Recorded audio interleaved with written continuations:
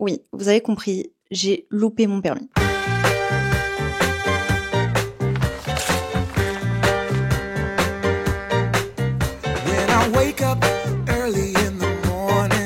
Si, la seule information qu'il y avait, c'est que j'avais loupé mon permis. Vous en doutez bien, j'en ferai pas une vidéo. C'est quelque chose de plus croustillant derrière. Mais pour ça, on va pas remonter au moment où j'ai loupé mon permis, on va remonter bien avant, au moment où j'ai appris à faire du vélo.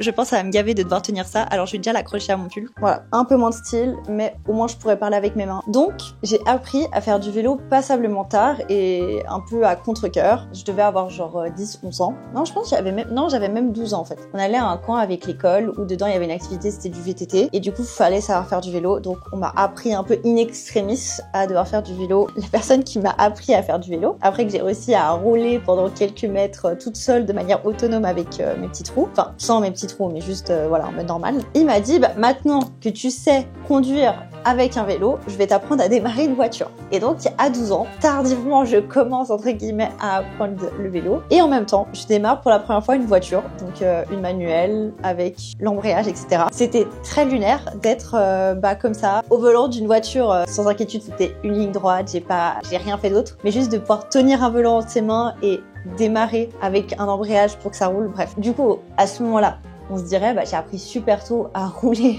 à démarrer une voiture. Donc pourquoi tout d'un coup ça marcherait pas pour apprendre le permis? En vrai, au début, ça s'est plutôt bien passé. Au début, il y avait rien qui allait présager que j'allais louper mon permis. Moi, je suis suisse et donc je vais vraiment vous parler par rapport à l'expérience de ce qu'on peut faire ou non en Suisse. À l'époque où j'ai passé mon permis, on pouvait seulement avoir la théorie à partir de nos 18 ans. Donc moi, mon anniversaire, c'est genre le 1er février. Et quand j'ai eu 18 ans, vraiment 2-3 semaines après, j'ai passé ma théorie. J'étais en mode speedrun, je veux vite avoir mon permis parce que ma grande sœur aussi l'avait eu passablement tôt. Donc je voulais que ça soit fait et qu'on passe à autre chose. Surtout que dans ma famille, avoir le permis, c'était quelque chose d'important parce que c'était un peu synonyme de liberté. Si t'as le permis, tu peux un peu tout faire. On peut même te demander ça dans des emplois, etc. Donc il faut toujours avoir son permis, c'est quand même un passe-droit en plus. Donc, février 2019, moi je me dis, allez, on y va, je passe ma théorie très vite. Je révise sur cette fameuse application. En une semaine, c'était calé. J'ai évidemment, du coup, réussi ma théorie du premier coup. Je ne voulais pas du tout me laisser le temps. Et je crois le lendemain que quand j'ai eu ma théorie, je suis allée conduire pour la première fois dans un parking. Cette fois-ci, je n'ai pas que démarré la voiture. J'ai fait des petits virages et tout machin. Pour l'instant, tout se passe bien, entre guillemets. N'oubliez pas, février 2019.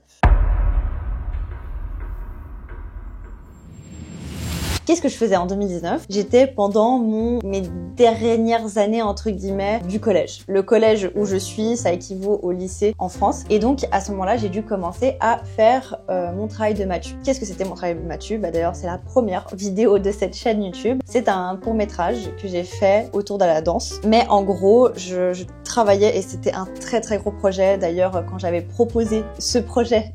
Décidément, c'était une année assez excellente, 2019-2020. Quand j'avais proposé mon projet de faire un film, etc., on m'avait dit que clairement, j'étais pas capable de le faire et que c'était du vu et du revu. On m'avait refusé une première fois le projet, j'ai forcé, on a accepté. Et moi, j'étais hyper à fond de me dire, je veux faire un truc qui me plaise. Et on va dire que ce court-métrage qui doit durer genre 20 minutes, je l'ai commencé à y réfléchir pendant l'été 2019. Non, je l'ai commencé en été 2018. Je m'en souviens que le premier tournage, je crois, était en mars 2019. Donc, vous voyez, en fait, quand j'ai commencé mon permis à faire ma théorie, j'étais déjà dans l'engrenage de ce travail de matu, ce court-métrage qui pour moi était très important à mes yeux. Et il m'a pris genre à peu près 9-10 mois à le faire. 9 mois de tournage. Les tournages sont passés dans 9 mois. Et après, avant, j'avais contacté les gens, j'avais commencé à choisir les musiques, à réfléchir à la direction artistique, etc. J'étais plus que plongée finalement dans ce travail de matu. Même si j'ai fait 2-3 cours très vite après ma théorie, j'y suis allée petit à petit. Donc, là, je me dis, jusqu'à la réédition de mon travail de matu qui était en novembre 2019 ou décembre 2019, je me consacre vachement à ça. Et après, je commencerai vraiment à me préoccuper de mon permis de conduire. Sauf qu'après 2019,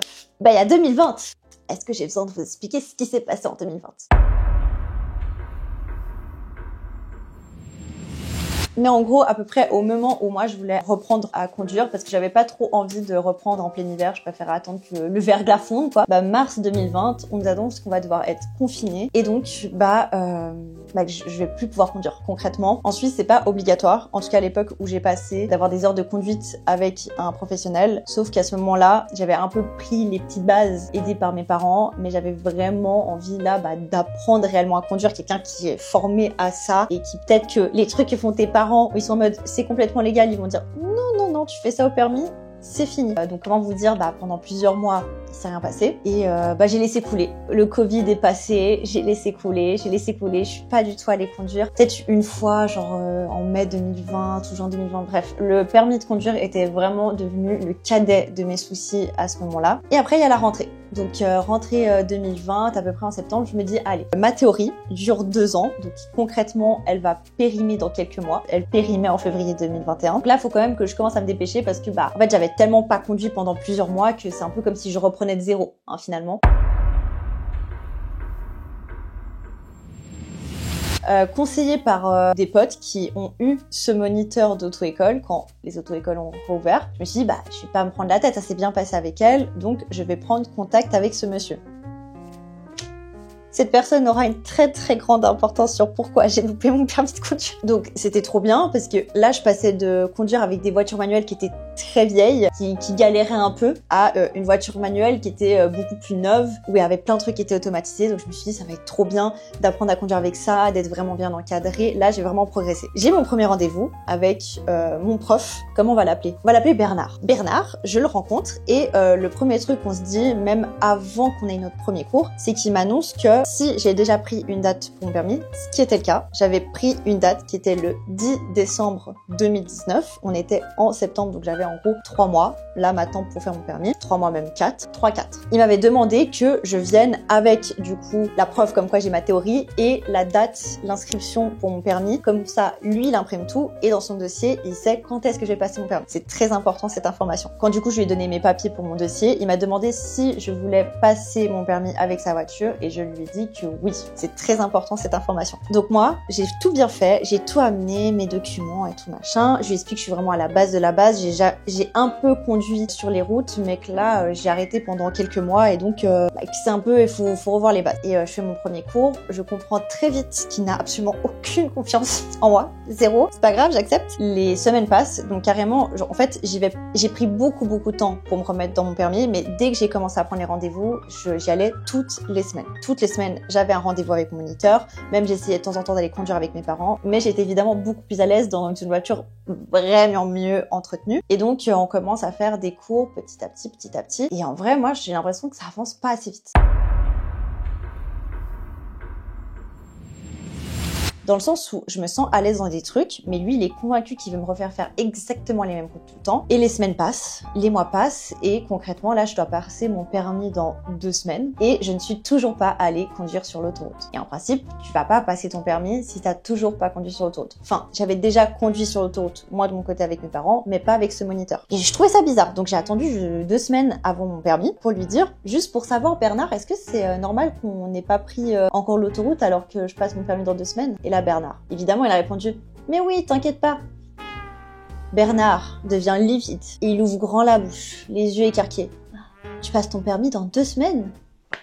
Quelle surprise! Peut-être si tu ouvres le dossier qui m'appartient, tu verras que oui, c'est le cas, et que tu le sais depuis le début. Et donc là, j'ai une belle ribambelle de mauvaise foi de Monsieur Bernard qui était mais non. Et la stratégie de Bernard pour se sortir de ça, parce que évidemment, vous comprenez que c'est pas très professionnel de sa part d'avoir oublié la date de mon permis. Et après coup, quand j'ai parlé à mes autres potes, elles m'ont aussi expliqué comme quoi il prenait du temps, fallait faire beaucoup de cours avec lui pour vraiment avancer. Et j'ai une petite hypothèse, c'est que plus tu fais de cours, plus tu payes, et lui, ça l'arrange bien que tu prennes le plus de cours possible. Et donc Bernard commence tout d'abord en disant que c'est pas possible, qu'il n'est pas au courant de cette situation. Arranger la vérité. Je lui explique que oui, vu que je lui ai donné juste simplement la preuve que je m'étais inscrite dès les premiers cours. Et là, on arrive sur un revirement de situation où Bernard me fait tout simplement comprendre que je ne suis pas prête. Mais pas prête du tout. C'est qu'il me regarde, il me dit mais c'est pas possible, tu peux pas passer dans 2 semaines, t'es pas du tout prête, etc. Alors là, moi quand j'ai posé ma question tout innocemment en demandant est-ce que c'est normal qu'on a toujours pas pris l'autoroute et de me recevoir un truc genre en mode t'es incompétente et tout. C'est toujours l'autre le méchant. Mais Bernard, ça va pas la tête. Donc là, moi je tombe des nues. Je me dis, bah, j'ai fait les choses dans les règles de l'art. Certes, j'ai pas pris le plus d'avance possible, mais il y avait pas de mystère dans ma date de permis. Et donc, il me dit, bah là, pour ton permis, il va falloir au moins qu'on se fasse 3-4 cours avant que tu puisses le passer. Donc là, moi, je me dis, moi, je voulais absolument mon permis de conduire. Donc, je me disais, bah oui, ok, je les prends ces cours. Et on en fait, je sais plus 3 ou je sais pas. Donc, on arrive à ce dernier cours. Et là, qu'est-ce que me dit Bernard? Il me dit, Anna-Sophia, tu es archi prête. Je suis fière de toi, tu vas le faire.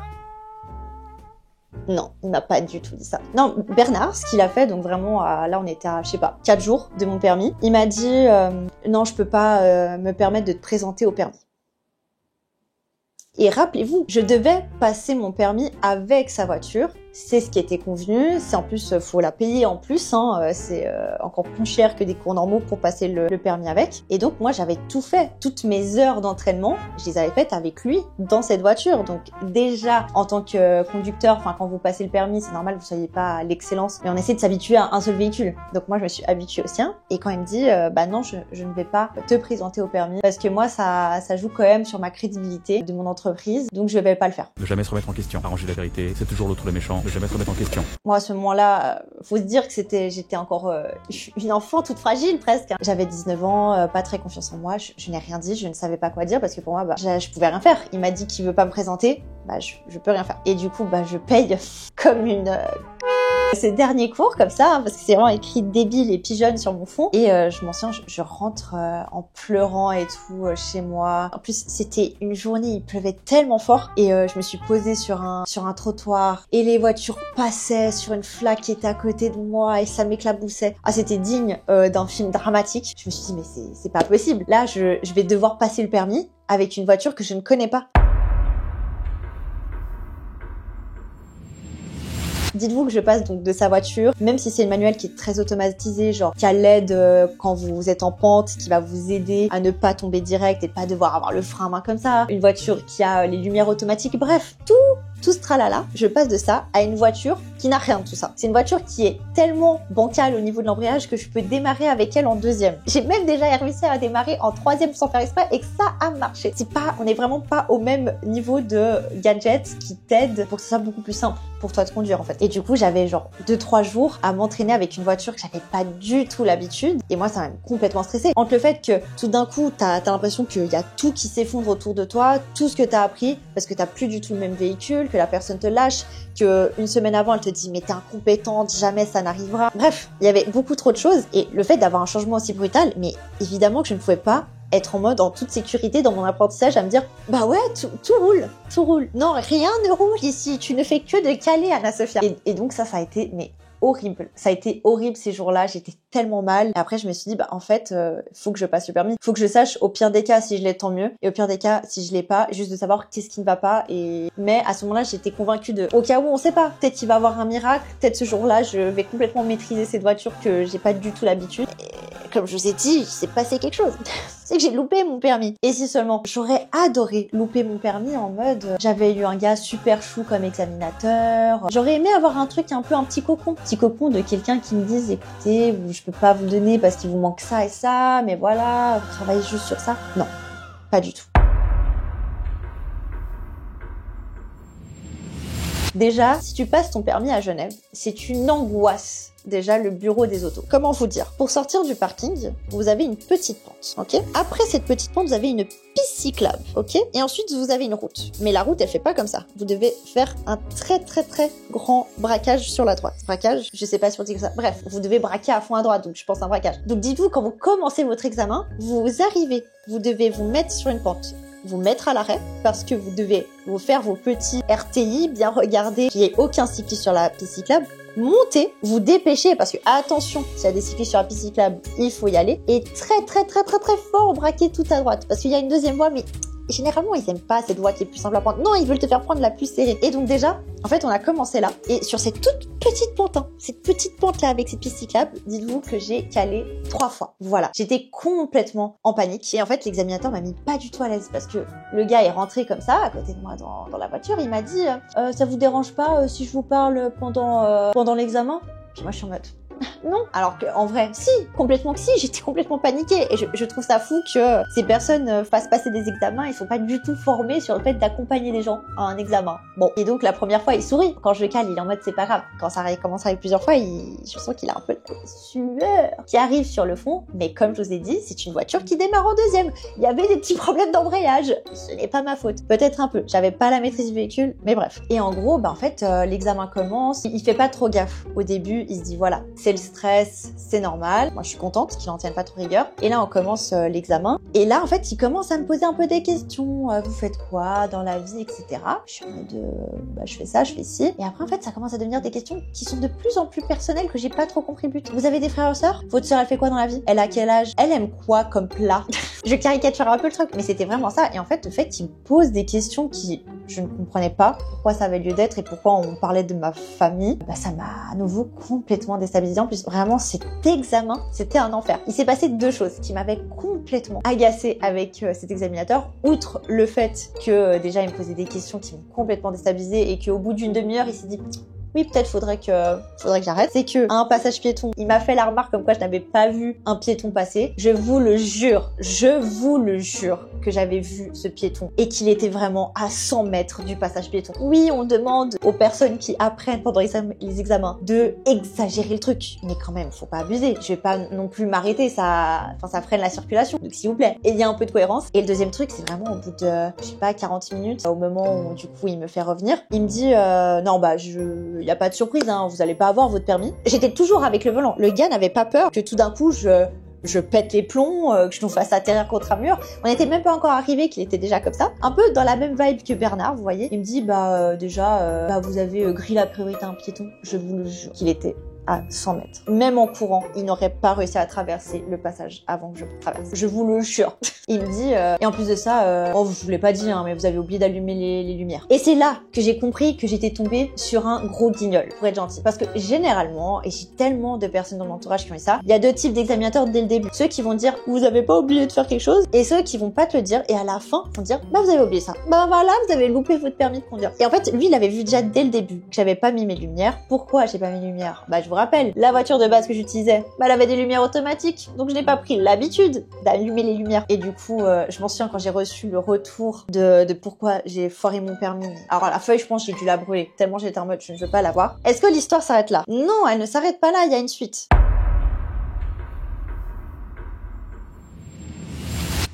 On est en décembre 2019. Je vous rappelle, mon permis périme en février 2021. Je suis dans un état, mais vraiment complètement dépassé par les événements. Entre les remarques de Bernard, les remarques de l'examinateur, vraiment l'accompagnement des deux était catastrophique. Je parle en termes pédagogiques et je peux le dire. J'ai quand même un diplôme en pédagogie maintenant. J'ai fait 4 ans. Je peux l'analyser cette situation. En fait, ça m'a créé complètement presque une phobie autour du permis de conduire où j'étais en mode, mais je n'ose pas retoucher un volant. Donc vraiment, j'ai été complètement bloquée par cette situation. Et pendant 1 mois, j'ai rien touché. J'ai même pas réessayé de me réinscrire à une date pour le permis de conduire. Et entre-temps, à ce même moment-là, j'étais dans une relation avec quelqu'un qui voulait partir faire un road trip pendant l'été. Et moi, je me suis dit, en fait, quand même, je me sens pas trop d'être pendant 3 semaines, 1 mois de voyage, assise du côté passager. Je sens que ça va me frustrer cette situation. À contre-cœur, vraiment, mais je vous dis, c'est un des trucs, je pense, qui m'a le plus angoissée de ma vie, où j'ai vraiment eu un très gros blocage, où à partir du moment où si je devais me mettre un volant, j'aurais pu commencer à hyperventiler, etc. C'est pour vous dire à quel point ça m'avait... Tout ce qui s'était passé en si peu de temps, alors que de base, j'étais tellement... Yay, ça va le faire. Et du coup, je suis allée directement parler aux organisations qui font passer le permis en demandant, quand est-ce que vous avez une date? Parce que moi... J'ai 1 mois devant moi et vous savez, généralement, faut presque s'inscrire 5-6 mois à l'avance. On me dit, écoutez, y a pas de date. Moi, je dis rien parce que à ce moment-là, je suis en pleurs. C'est mon copain de l'époque qui parle à ma place. En mode, y a pas petite ouverture quelque part, etc. Et la dame, elle cherche et au bout d'un moment, elle dit, si, il y a cette date, genre dans 2 semaines. Lui, il me dit, regarde, t'as une date dans 2 semaines pour passer le permis. Je crois qu'il a pas capté que j'étais vraiment en larmes et que pour moi, j'étais juste en angoisse et que 2 semaines. Mais jamais de la vie, j'aurais été en capacité de passer mon permis de conduire. Et là, je le regarde, je dis, mais non. Non, j'ai pas passé mon permis dans 2 semaines, je vais pas repayer 500 balles pour louper mon permis une deuxième fois. Surtout qu'au bout de la 3e, vous devez faire des tests psychologiques. Donc, comment vous dire, j'avais quand même pas trop envie de prendre le risque. J'étais très consciente que avec l'état de stress dans lequel j'étais, je pouvais que louper mon permis de conduire. Donc là, il y a le moment un peu gênant où moi je dis bah non. Et là, qu'est-ce qui se passe? Je dis à cette dame, à un moment je reprends quand même mes esprits, je dis mais ce serait pas possible juste d'avoir 2 mois de prolongement de mon permis. Et pourquoi je dis ça? Rappelez-vous, il y a eu le Covid entre-temps. Pendant le Covid, tu pouvais rien faire. Tu ne pouvais pas passer le permis, tu ne pouvais pas prendre de cours avec un moniteur. Donc moi je me suis dit, bah, logique que je puisse demander finalement qu'il me le rallonge de 2 mois. Surtout que j'avais connaissance de personnes de mon entourage qui ont eu leur permis prolongé pour pouvoir le passer plus tard. Typiquement ceux qui étaient en 2 roues et que bah ça allait être compliqué si là ils pouvaient vraiment plus du tout rouler alors que c'est leur moyen pour aller au travail, à l'école, etc. Et du coup je demande si c'est pas possible de prolonger de 2 mois. Et cette dame me dit non. Mais il y avait quand même le Covid entre-temps. Ah non, pas possible. Mais je connais des gens qui ont pu le prolonger. Impossible. Donc là, à ce moment-là, j'étais en mode, j'ai accepté le fait que ce permis allait périmer et que je ne retenterai pas une deuxième fois de passer mon permis. Ça a été insupportable, qu'on se dise. J'ai juste laissé ça de côté. Je me suis dit, bah je vais attendre que mon permis périme. Et donc là, février 2021, je commence à regarder pour m'inscrire à la théorie, que j'ai dû évidemment repayer. Et dites-vous que la frustration était tellement grande que quand j'ai repris ma petite application, vous savez, pour réviser ma théorie, je me suis dit, vas-y, je passe un test. Je passe l'examen pour voir si, sans réviser, j'ai ma théorie du premier coup. Bah, je l'avais du premier coup. Comment vous dire, j'étais vraiment pas dans un truc où j'avais besoin de repasser cette théorie. Ils auraient pu me faire ce petit prolongement de 2 mois, mais va bene, ma bella, comme on dit. Et donc, même pour attendre, genre, d'avoir une date pour passer ma théorie, je crois qu'il y avait genre 5 mois d'attente. C'est lunaire. C'est lunaire de devoir attendre 5 mois pour passer un test qui dure vraiment 30 minutes. Incompréhensible comment c'est possible que ça se passe, mais ok. Et donc tous les jours, je vais checker. Parce que je vous rappelle, j'ai un road trip moi cet été et j'ai pas envie d'être uniquement en siège passager. Donc chaque jour, je regarde ce calendrier jusqu'à qu'il y ait un désistement. Et bingo, il y a un désistement genre qui arrive une semaine après que je regarde. Je m'inscris à ça, évidemment. Je passe mes théories, je l'ai, je reprends le permis et là je dis Bernard, mais jamais de la vie je prends contact avec toi, qu'on se rende bien compte. Déjà le fait que j'ai pas mis un avis Google pour dire à quel point il y avait eu un comportement de... Je vais puiser dans les autres contacts autour de moi et j'ai une pote qui avait passé son permis, cette fois-ci en automatique, et qui m'a dit que son moniteur était très bien. Allez, ok. Et il faut savoir, à ce moment-là, quand je faisais ma 2e tentative de permis, j'avais le droit de passer mon permis en automatique et de conduire des manuels. Et moi, je me suis dit, je m'en fous. Là, je veux être sûre d'avoir mon permis, donc je vais conduire une automatique où tout est très cadré, etc. Comme ça, tout le stress que j'aurai à mon exa, l'automatique, ça va rééquilibrer le truc. Et dans ma vie, tous les jours, je vais conduire que des manuels. Et on s'en fiche. Je veux juste avoir mon permis de conduire. Ni une, ni deux. Là, je vous jure, j'en ai fait des cours. Je me suis dit, mais là, je vais vérifier vraiment que l'autoroute, on y aille très vite. Hein. Je vais pas laisser passer. Ma date, elle est fixée. Et cette fois-ci, il y aura pas de nom. Et je m'en souviens, je crois que je passais mon permis le 10 juillet 2021. C'était le plus tôt que j'avais réussi à trouver pour l'été. Et avant de passer mon permis, il y a une de mes potes qui m'avait raconté une anecdote. Et je me suis dit, oh, je vais tellement utiliser ce type, ça, mon permis. Et donc, si vous n'avez pas encore passé le permis, je vous le donne. Cadeau. Elle m'a dit, j'ai demandé à mon examinateur qui m'explique la formation et son métier, comment il en a fait pour arriver à là. Et au final, comme ça, il était tellement concentré dans son histoire que moi, j'étais tranquille. Et là, je me suis dit, oh mon Dieu, c'est ça qu'il me faut. Parce que si je me retrouve dans la même dynamique que la première fois avec ce gars bizarre qui me posait des questions un peu trop personnelles, au fait de me dire, en fait, non, c'est moi cette fois-ci qui pose les questions et c'est lui qui va me répondre. Et je vous ai dit, j'ai exactement fait ça. Je pense qu'on avait commencé à conduire à peu près 5 minutes que j'ai dit, mais en fait, pour être examinateur, il faut faire quoi? C'est quelle formation et tout? Donc le gars, il m'a fait tout son petit truc. En plus, lui, il était hyper chaud, donc je pense que j'aurais même pas eu besoin de le faire, mais au cas où, on sait jamais. Et donc, j'ai eu mon permis!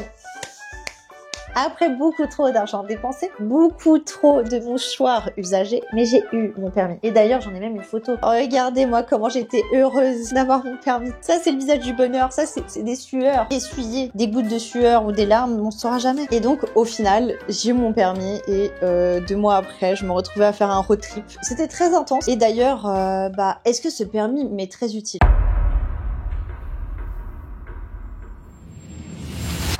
À l'heure d'aujourd'hui, je dirais oui et non, parce que c'est pas du tout le moyen de transport que je préfère. Moi, dans ma vie de tous les jours, je me balade soit en bus, soit à vélo, tout simplement parce que je déteste devoir chercher une place de parking. T'es à vélo, tu prends le premier poteau qui passe, et quand t'es en bus, la question ne se pose même pas. Donc voilà, en plus moi j'aime bien pouvoir lire dans mon trajet et tout.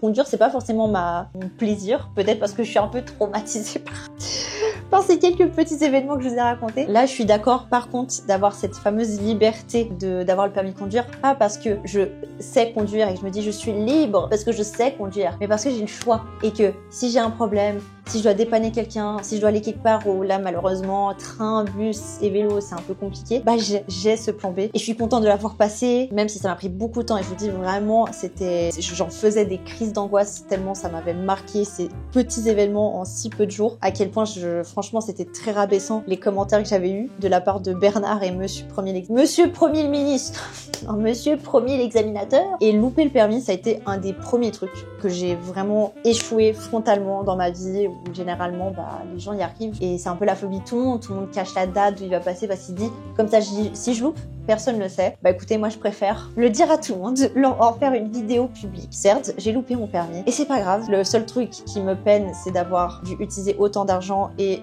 d'avoir été accompagnée par, cette fois-ci, c'était elles, les personnes incompétentes et pas moi parce que moi je ne faisais que d'apprendre et que c'était normal qu'il y ait encore des erreurs. Bref, j'espère qu'au moins je vous ai fait un peu rire avec cette histoire. Vous inquiétez pas. Bon maintenant tout se passe bien. J'ai mon permis final, etc. C'est plus du tout une question, une angoisse qui se passe dans ma vie. Mais je trouvais que c'était tellement genre un parc d'attractions cette histoire. Comme ça, je l'inscris maintenant ici. Et je suis contente de me dire que malgré ces remarques pas très bienveillantes et pédagogiques, j'ai réussi à dépasser mes crises d'angoisse. Ça a pris du temps. Et certaines personnes n'arrivaient pas à comprendre à quel point ça me touchait, mais parce qu'il y a eu... En fait, parce que c'était tout un amas de plein de choses et je sais pas si j'ai réussi à vous faire transmettre un peu cette ambiance dans laquelle j'étais plongée à ce moment-là de ma vie. Mais voilà. En tout cas, maintenant j'ai le choix. Et c'est ça qui est le plus important. Si t'as aimé cette vidéo, n'hésite pas à liker, t'abonner et commenter où t'en es dans ton permis ou autre chose, t'as le droit aussi. Et puis nous, on se dit à demain. Bisous ma populace.